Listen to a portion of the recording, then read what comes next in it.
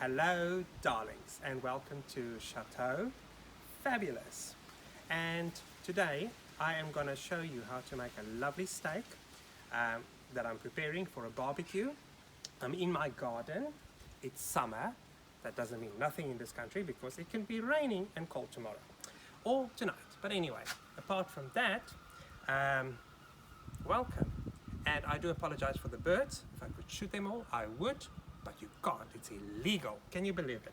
But anyway, so to start off, the first and most important ingredient is to make sure that you are hydrated. And I am enjoying a beautiful Côte Provence rosé. It's summer, it's what I like, it's what I enjoy. All right, so come closer so I can show you what I've got. I have some beautiful steak from my butcher in East Dean, and it's ribeye steak. I've bought them a couple of weeks ago, and they've matured in my fridge, so they are beautiful and ripe, like a 40-year-old virgin. And then of course some spices and some sauces. Like I always say, you can, when it comes to cooking, there's no rules, and recipes are there for people that want to follow them. I look at the picture and then I decide, okay, cool, I'm going to cook it, but I want to cook it better, and I don't even look at the ingredients, I just cook what I see. And so today I want to show you how to make a beautiful steak for a barbecue, or like we call it, a braai. So the secret in preparing a beautiful steak for a barbecue is at least one day before the time. You have to marinate it and spice it and put salt on it, and that makes it really, really beautiful. So I've got some nice ingredients here that I'm going to show you that I will be using for tomorrow's barbecue. I've got some Mrs. Ball's chutney, South African, and I like this classic barbecue sauce. Aromat, of course, because you can't be South African if you don't cook with aromat. Pepper, and in South Africa we've got this beautiful spice from Robertson, and if you are lucky, in certain shops, South African shops in the UK, you can find it. And the one I like to use for a braai or a barbecue is the Steak and Chops, or the barbecue. It says barbecue spice. I don't have the barbecue today, but we will do the Steak and Chops, which is really, really lovely. And some shops you can even buy it online and they deliver for you.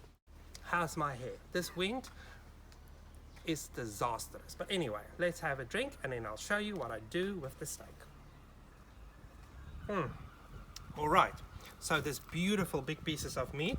I'm going to show you one of them, and I always use quite a bit of lavishly salt. You know, you just rub it like that. Beautiful. And then just turn it around like that, so it's like that. Aromat, of course. Don't be too worried if it's too salt, because they're going to drink lots of beer anyway. So, or wine, you know. And if you drink wine, make sure it's South African. Oh, the smell of that is just amazing. The combination of the herbs and spices in there is lovely. So what I'm going to do now is, I've decided I'm not going to use the chutney because I think it's going to be too fruity. You can use that if you want. I want to just focus on the classic barbecue, smoky barbecue sauce. And what I'm going to do is I'm going to marinate my steak in the salt mixture and the barbecue sauce and put it in the fridge for a day. And then tomorrow it will be so soft, so tender, and so amazing. All right, so I'm just going to show you one. Got a little spoon there.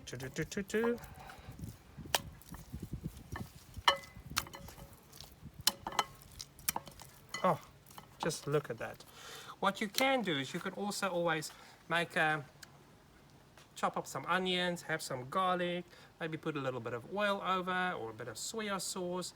If you're not going to use those, you know, any of those things make beautiful marinades. A little bit of jam, who knows, you know, maybe a little bit of honey.